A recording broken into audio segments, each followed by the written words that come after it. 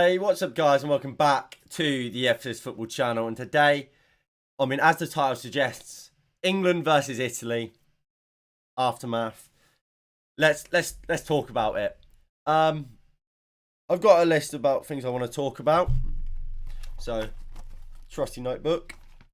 But first, let's be the honourable and not salty losers, I suppose. Well done, Italy.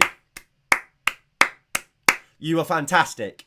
Look, for those who have watched these streams for a while, watched me do watch-longs for Italy throughout the tournament, you would know I thought Italy were good. I thought, especially in them opening two group games, they were the best team in the tournament. And look, they got to the final and they beat us fair and square. They were the better team in that game. So I can only say congratulations to Italy. You deserved it. Well done. And then now I want to congratulate England. At times we didn't play amazing, but every single player in that squad, even if they didn't play, like an Aaron Ramsdale, Sam Johnston, did Reece James play? I'm not sure. Again, well done to you lot. You have inspired a nation. You have made everyone proud of you. Just earlier I saw a post from a YouTuber called Robbie Knox and about how his son Arlo, or I think it's Arlo, for the first time ever wanted just to go to the park and play football because of the England national team. That's unbelievable. And yes, Jack, as am I. Of course, we are going to be pissed off because of what it meant. It was a Euro 2020 final. It was our chance to make history. But we are pissed off because we know how good we are. And I think that is something we have to remember. Think back to 2012 when we played Italy and we lost on a penalty shootout in Poland and Ukraine. That night, obviously we were disappointed to go out. But the feeling of that was nowhere near what it was today or yesterday. Because when we played Italy then, we didn't believe we had a chance. Now we do. And we are so behind this England squad. We feel a part of it. And again, that is why we feel so sad that these players didn't win. In the past, the England national team and the supporters and fans have been so disconnected. People lost the love for international football. This group of players and Southgate, and no matter what you think of Southgate, he has to get given credit. He's brought the nation back to the national team. And look, on another day it might have went better. And look, we will talk more about what went wrong in that game. But I do think you have to give a lot of credit to the players in Southgate. A lot of people didn't think we'd get to the final. We did. Did we? Were we the most convincing team throughout? At times, no. But neither were Man City when they were Centurions. Neither were Liverpool when they won the Champions League. Obviously, they lost 3-0 to Barcelona the year they won it. You're not always convincing in every game. And maybe too often we weren't convincing, but we got there.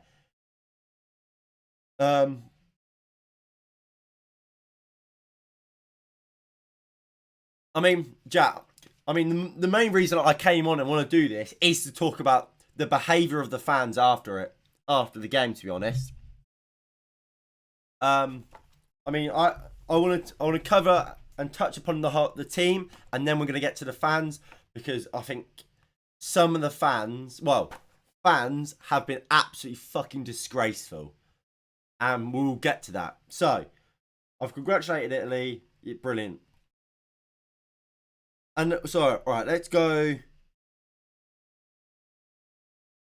Right, so quickly, like I said, players, absolutely brilliant. Every single one of them deserves the fucking world. They have brought love back to international football for England fans. That was something under Roy Hodgson. If you told me Gareth Southgate would be the manager of a team to do that, I would have laughed in your face. So big credit goes to them. They're a credit to themselves and they're a credit to the country. Now, about the game.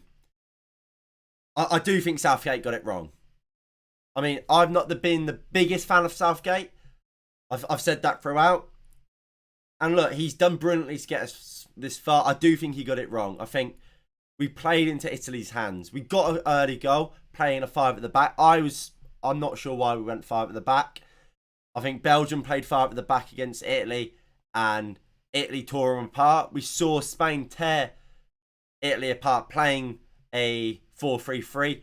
I thought that was the blueprint to follow to try and beat the Italians, not what Belgium did. We did what Belgium did, and they tore us apart. But we got the early goal, and we sat back. First 15 or so minutes, I thought we were great. We had Italy on where we wanted them, and we fell apart. And that's disappointing, because I feel like we could have kept going. Tried to play on the front foot a little bit more, and maybe got another goal and kill them early on. But we didn't. We fell back, and we kind of sat back, and we kind of played for a 1-0 win. And when you're doing that at 3 minutes in, it's never gonna work. All right, Jack, mate. In a bit. And look, when it got to penalties, it's always a lottery. I mean, obviously, as you can tell, I'm a Man United fan. I said when we got to the finals against Villarreal, it was a lottery. When it came to that, we lost it. And again with England, we lost it.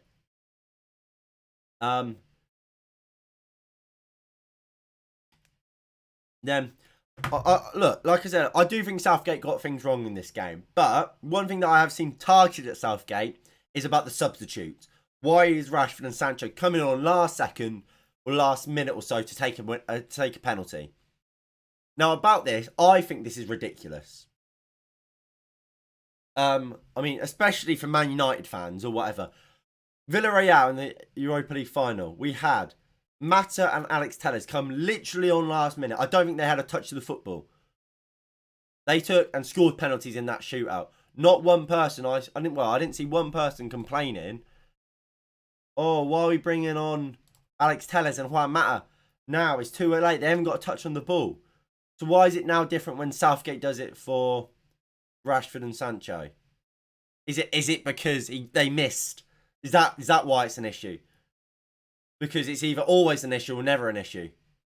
I mean, in a penalty shootout, it's a lottery. Some players will score, some will miss. That's always going to be the case. Unfortunately, they missed.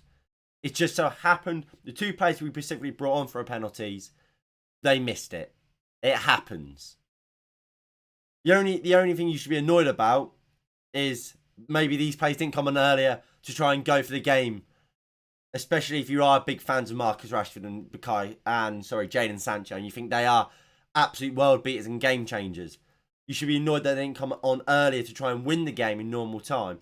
You shouldn't be annoyed that they came on just for penalties, because that happens all the time. I remember, Europa League final, one case, and I remember in 2014 in the World Cup when Louis van Gaal subbed on subbed on Tim Krul for Jasper Citizen just before a penalty shootout, and everyone was calling him a genius. It doesn't work like that. You can't be a genius for changing your goalkeeper, the most important player, for a penalty shootout, but then be an absolute idiot and be ridiculed or slated for bringing on what is an absolutely amazing penalty taker in Rashford, who in his career taken 17 or so penalties, has missed 2. Taken crucial penalties, PSG in the Champions League, World Cup quarter-final penalty taker. Did he take one against Switzerland? Probably. He's taken crucial penalties before, Rashford. He just missed one today. It happens. And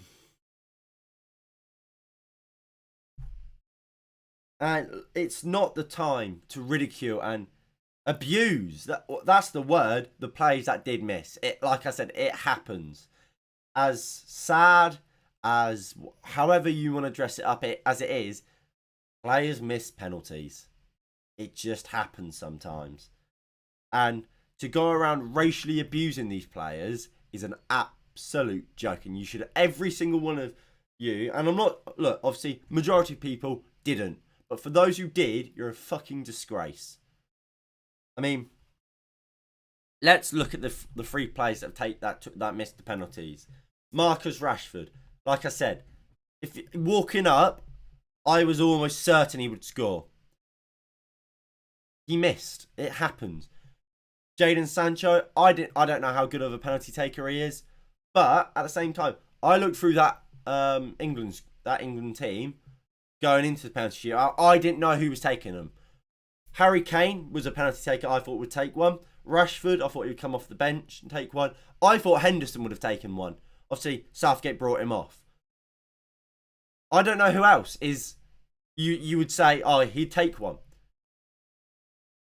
I wouldn't have said Saka. I would have maybe said Sterling because he's taken some for City, but he's taken 4, missed 3 of them.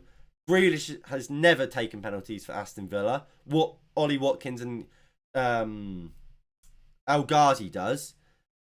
Who else? I mean, I wouldn't have said Maguire would take one. Smash it top corner. Southgate is not a good manager, mate. The fact that Milo, we got to a World Cup Euro semi final. We got further than Germany, Belgium, France. The only team that did better than us is Italy. I mean, it's not bad, is it? It's not bad, and especially for this group of players. Luke Shaw, he's taken one, from what I can remember, he's taken 1 penalty. That was in the Europa League final. And no offence to Luke Shaw, it was a fucking abysmal penalty. Go back to it. That penalty was as bad as De Gea's. It's just so happened Ruddy dived over it. Thing like this is why we hate by most. It's embarrassing. You're right. It's embarrassing. I mean, the only thing I can say is what I found bizarre about the penalty takers is Bukayo Saka stepping up when he did. To put some context around Bukayo Saka, he is 2 months older than me. He was born in September 2001. 2 months older than me. That's the only criticism I have of Southgate and the penalties. Maybe you should have put a more experienced head on that penalty. But at the same time, who wanted it? I mean, Grealish said he would have taken one. He doesn't take penalties. Sterling, I'm not sure. He hasn't said anything as far as I'm aware. Did you play good teams to get there? Although we played Germany, didn't we? I mean, I don't get that point. I mean, you can only beat who's in front of you. Did France play? Well, Germany were better than Portugal. We beat Thingy. We beat Germany convincingly as well, really. 2-0. They never recreated anything. I mean, France lost to Switzerland. Switzerland drew to Wales. I mean, Denmark, they're pretty good, aren't they? I mean, you can only beat who's in front of you. I mean, Italy, yeah, they had the hardest run for sure, but that doesn't take anything away from England. Yeah, I agree. Grealish did want to take one, but I mean, we at the end of the day, maybe that's, like I said, that's the only criticism I can have of Southgate on the penalties. We don't know how well Grealish was taking them in penalties. Southgate has his flaws, but 2 tournaments and at least a semi-final in both. He's got us 2 of our 6 in history in the space of 3 years. Exactly. I mean, like I said, I'm not a big fan of Southgate. I don't think tactically he's good enough, and I think, again, like I said, in the actual game, I think he did set up wrong. But the criticism of Southgate for the penalties is just wrong. I mean, like I said, maybe you can criticise him for picking Sancho. To bring 2 players on in the last minute in Sancho and Rashford, absolutely fine. I mean, like I said, Europa League final, where there was no backlash on Ollie bringing Telles and Mata on. Louis van Gaal was called a genius when he took off his goalkeeper in the last minute for a penalty shootout. It's only because it's Southgate and he has so many doubters or people that don't like him that he's getting questioned about it. Like I said, I don't like Southgate. But you have to put some respect on his name. Got us to a final, got us to a semi-final. People will say, oh, we've played it rubbish teams. And I agree. Some of the teams we've played haven't been great. But we've made it. You can only beat who's in front of you. And we've done that. I mean, technically, he's got us to 3 semi-finals. With semi-final of the World Cup, semi-final of the Nations League, final of the Euros. So, yeah. And then this is where I think it becomes more important than football and bigger. It's bigger issues than football. It's of course the backlash to the game, and unfortunately the racial abuse. It's returned. Well, well, it is racial abuse, isn't it? It's not just racial abuse. It is abuse of all kinds. But I mean, obviously, the racial abuse is what's being highlighted the most, and rightly so. And it's fucking unbelievable, isn't it? It's almost. I expect it now. Unfortunately, that's like the heartbreaking bit. I mean, we do so much to try and stop racial abuse in this in football, or we're supposed to be doing. There was the social media blackout. Pretty much every team takes the knee before games. There's no room for racism. Kick it out. United again. Oh no, don't tolerate or whatever it was. Sky Sports and BBC were doing or do. There's Hope United that BT Sports do. But what has it achieved? Absolutely nothing. It seems as though every bloody game, big game, if a black player or a dark skinned player or a person of colour messes up in a big game, racist abuse comes his way.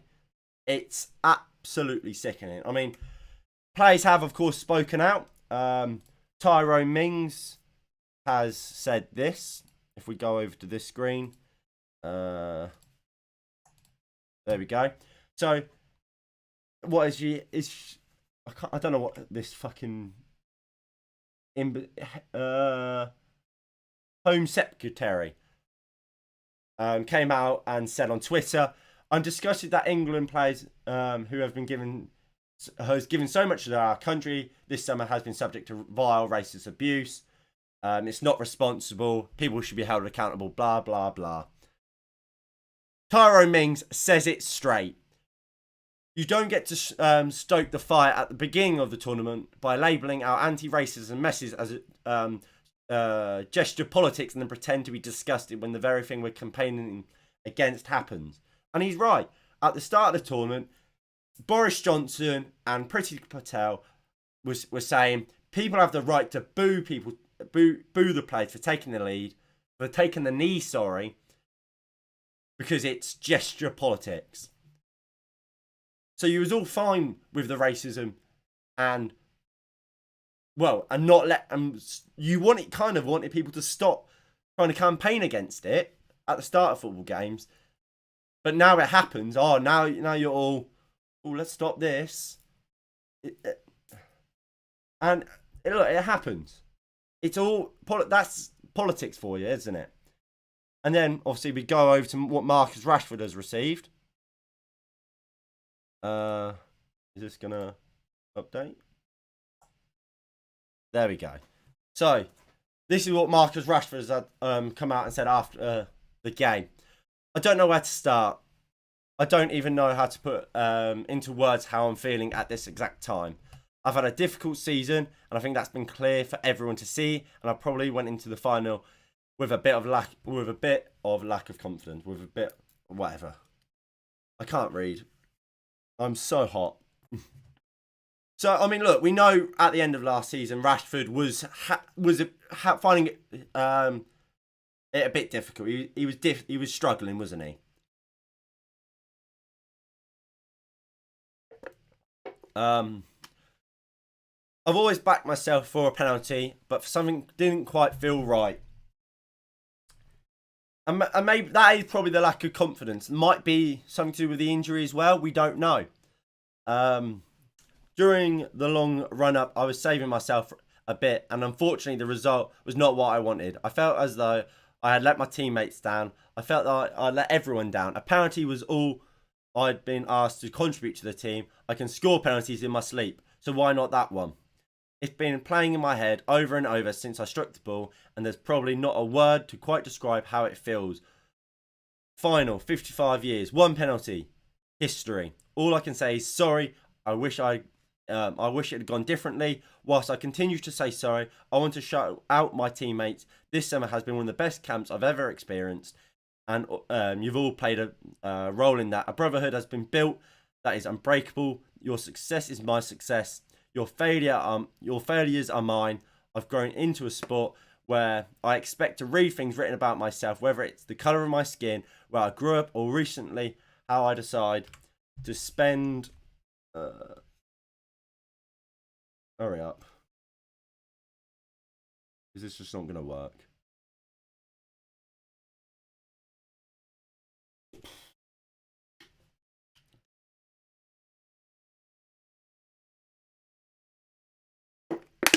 Come on. Load, you bloody bastard. There we go. How to spend my time off the pitch. I can take critiques on my performances all day long. My penalty was not good enough. It should have gone in, but I will never apologise for who I am and where I came from. I've never felt prouder. I felt no prouder moment than wearing those 3 lions on my chest and seeing my family cheer me on in crowds of tens of thousands. I dreamt of days like this. The message I've received today have been positively overwhelming, and seeing the response in Withington had me on the verge of tears. The communities that always wrap their arms around me continue to hold me up. I'm Marcus Rashford, 23, black man from Withington and Wythenshawe, South Manchester. If I have nothing else, I have that. And I mean, look, it's a powerful message there, but it's heartbreaking at the same time. Why do players have to go through this? I mean, like he says, why should he have to apologise for who he is? You should be proud of who you are, and the fact people get away with racially abusing people, it's a joke. And I mean, like Rashford says, criticise a player's performance. I mean, if you don't think Mason Mount played well, that's fine. But it doesn't give you a right to go to Twitter and anonymously tweet, "Oh, you're this, that, and the other." Or if you think Rashford's penalty was poor, go over to his Twitter and tweet, "Oh, you're this, that, and the other either." Whether it's racism or not, it's still not right. And look, education needs to happen, doesn't it? It does need to happen, because it's not right. And not just education, but social media in general needs reform. It's not right. People should be able to make accounts and not have any liability, have no repercussions for their actions. If a person went up to Rashford, went up to Tyrone Mings, Saka, so on and so forth, and started calling him the N-word, started racially abusing them, or just abusing someone in general, they'd go to prison, they'd get arrested.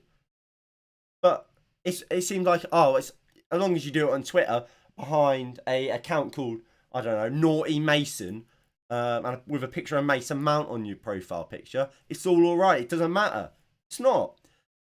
And look, obviously there's all these different ways people have suggested to add some accountability to people, whether that is putting your ID on, well, giving your ID when you sign up, or something else like that. I don't know. I mean, my personal opinion on it is I agree. I don't like the idea that people have to give more information to these people. Like, I obviously people like their privacy. People don't like giving loads of information to these big companies. So I do think there's things the government can put into place alongside these social media companies that will make a difference. My idea, and of course it will, government will need to back it. Obviously, government's never going to see this. It's never going to happen, is it? But everyone in the UK or around the world should be given email address, a government email address, and to sign up to social medias, you should have to give that email address, and that way, that email address is obviously linked to your government profile. So the social media companies don't have access to your address, your personal information. They only have what you give them, but they have an email address that is linked to you, that and all the information the government have. So if you get reported for racial abuse and doing stuff that is illegal, at the end of the day, you can be traced, but you're not given any more information to these social media companies. It goes straight from Twitter. They go, this person's been racist. This is their details or whatever. They send it off to, well, there will be some sort of system in place where they can get that and inform the government or whatever governing body would be in charge of that, get the information, and then in due course, that person gets visited by the police, gets arrested, gets whatever the repercussion for that action should be. Of course, that's not going to happen, is it, really? Because that would imply the government to pull their ass out, social media companies to pull their ass out. And I think we've seen for how long this has been going on, that's never going to happen, is it? Because realistically, at the end of the day, social media companies, as unfortunate and sad as it is, they don't care. It's been going on for far too long for them to care. I remember after Man United played PSG, it happened. It's happened for years. I remember Wilfried Zaha before a football game, it was like 2 years ago, had it. Still happens. And we hide behind, let's have a social media blackout. That will sort it all. No, it won't. Real change needs to happen, and needs to happen quickly. England are. We're not terrible, are we? We got to a final. I don't have a Discord. All my social media is down below. I mean, obviously, other players have spoken out after the game. Harry Kane saying this: 3 lads who were brilliant all summer had the courage to step up and take a pen when the stakes were high. They deserve support and backing, not the vile racist abuse they've had since last night. If you abuse anyone on social media, you're not an England fan. We don't want you. And Harry Kane, leading by example, brilliant. I mean, Harry Maguire, obviously a big leader as well, saying this: win together, lose together, we'll be back.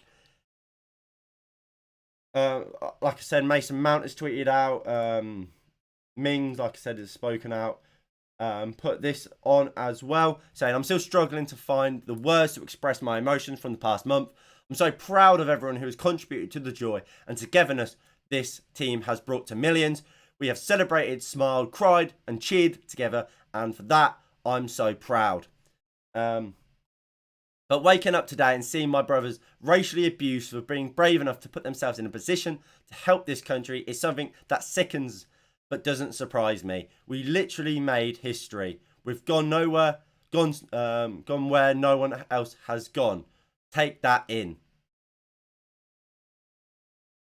And he's right. Like I said, every single one of them players that played yesterday and that was part of the Euro 2020 squad, 2020 squad, even players like Dean Henderson, who was taken out after the first game or just before the first game, they've contributed to going somewhere. Teams like our golden generation never made it. And what do they get in return? Racist abuse.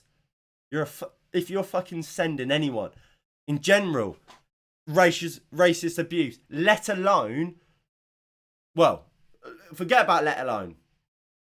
If you're sending someone racist abuse, you're a fucking dickhead, and you don't deserve to. You don't deserve to be able to go to football games, enjoy these moments. You win as a team, or you lose, or you're not a team. You win and you lose as a team, and as one. And that's what football back in the day, well, more back in the day, was. I mean, I feel like this racism issue is getting worse, not better. And that is fucking, it's sickening. It's heartbreaking. I feel for Bukayo Saka, Jadon Sancho, Marcus Rashford, as does everyone. They stepped up because they cared. They stepped up because they knew how much it meant to every single fan. It meant so much to them. The reason there is so much pressure on them players, because they cared. Marcus Rashford, he cares.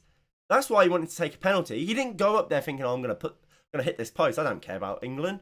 He fucking loves England, as do all of we. They don't miss penalties on purpose. It was all on them. Like I said, Saka's 2 months older than me.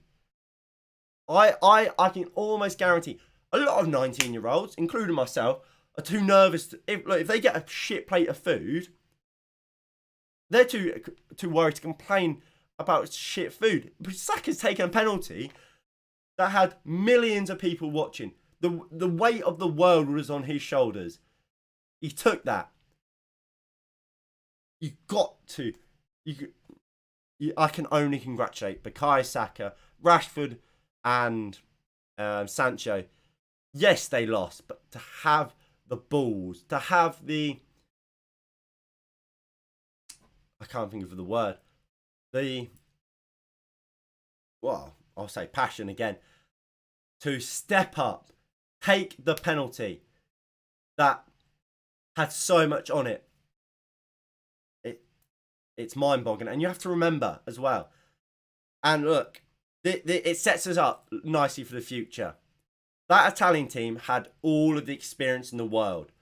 This England team, if I remember correctly, was the second youngest in the whole tournament. The second youngest squad in the tournament, and we came second. We took the Italians, who many, after the start of the group, said they were going to win it, to penalties. We should be proud of ourselves. You got Twitch. I do, but for my gaming channel. I don't have one for this channel, but I might make one. If I do, again, that will be in the description below when I eventually make it. But look, that's probably going to be it for today. I just wanted to make this quickly and just talk about what's been happening. And obviously, I've been quiet since the final. Well, that's not sorting my hat there at all. So yeah, I wanted to come out and speak. I mean, look, I'm proud of the boys. Look, everyone has mistakes and regrets. Sancho and Saka will regret going right, but they shouldn't. They've done themselves and they've done the nation proud. Thank you all for watching. It didn't come home, but there's always the World Cup next time, isn't there? Where we can get a star above the shirt. Thank you all for watching, and I'll see you all in the next one in a bit. Peace.